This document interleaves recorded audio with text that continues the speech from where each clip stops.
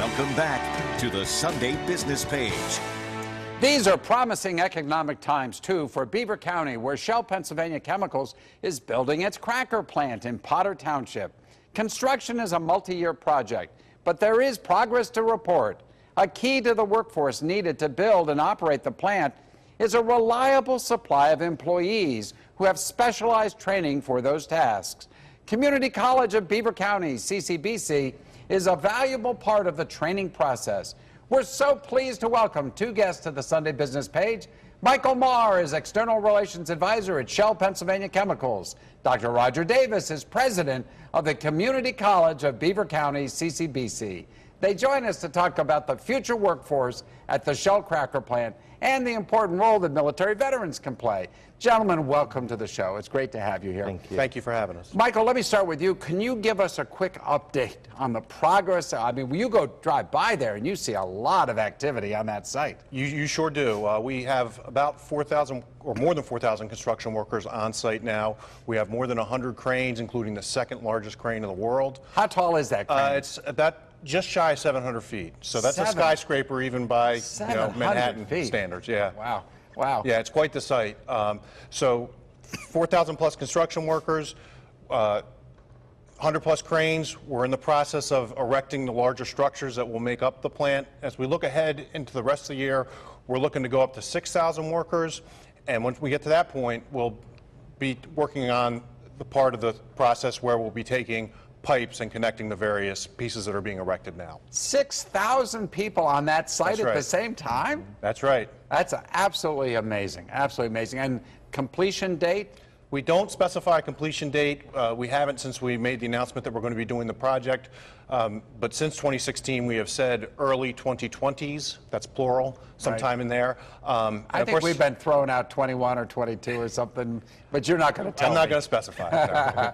Well, right next to you is Dr. Roger Davis, who is the president of CCBC. Dr. Davis, thank you, sir, very much for being here with us. Thank you. Let me ask you, Roger, you, I think a week ago, with Governor Wolf's help, you unveiled something called the Shell Center for Process Technology Education at the Community College. What is that? Well, that is our one of our buildings on campus, our classroom buildings that we're going to expand into 15,000 square feet. We're very excited about that. It probably will be one of the tallest buildings that will be on campus after that. So we're excited because it was a $5 million campaign. Shell gave us $1 million. Allegheny Foundation gave us $1 million. We received another $1 million from, and I forgot my third. Yeah, thank you. R.K. Mellon. R.K. Mellon, and good. then the governor, the Pennsylvania Department of Education, gave us $2 million. So that's a $5 million building. We'll have classroom space, it will have labs, and of course it will provide regional training for our students and for other companies. And what you're doing is you're training people. What's the proper title, Michael? Process technologists, engineers? It's processing, right? So it's a 2-year degree program, and when you come out of that, you have the capability of being a process technician, is what we call it. Process technician. And do you have students in these programs yet? Oh, we have tons. We've already had 2 cohorts that have graduated. We have a 95% employment rate. Our first cohort had multiple offers, so that was very exciting. I mean, not just from Shell? Not just from Shell, even though I think Shell got them away from the other companies. Currently, we have about 60 students in the programs. We can lift the program up to 200, and we're trying to do that now. Are you already hiring these process technicians? So we had a round of hires that came on board in the fall, and 6 of those were recent graduates of the CCBC program. Wow. So we're proud to have worked closely with them, to have brought people into our pipeline and into our workforce now.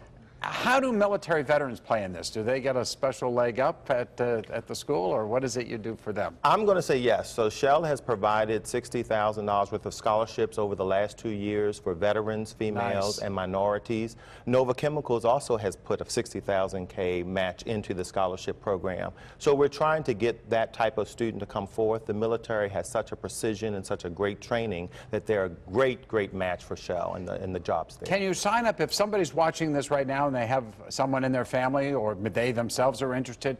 When do you offer these courses? Can they go, I know I guess we've got some information up posted here. We do. So we start a course in the fall, but we also received a National Science Foundation grant, which will change our program primarily for adult students. We call it FIFI. So it's flexible entry, flexible exit, which means a student can start almost any time and work at their own pace. And we think that's more appropriate for an adult student. Michael, I'm going to give you the last word. How important are these trained individuals for your operations here in Beaver County? Oh, they're absolutely indispensable. We need them to help run our units, run our plant, keep things going safely, going compliantly, going reliably. Is there a shortage of those kinds of folks? I would say there's a challenge in terms of meeting the workforce needs, and that's why we partnered with Beaver County Community College early on to get this program developed here locally so we could hire locally. That's always been our goal, and we're ongoing with that effort. And the end result is, how many will you have permanently working at your facility? So the total number of employees on the site after it's built will be 600.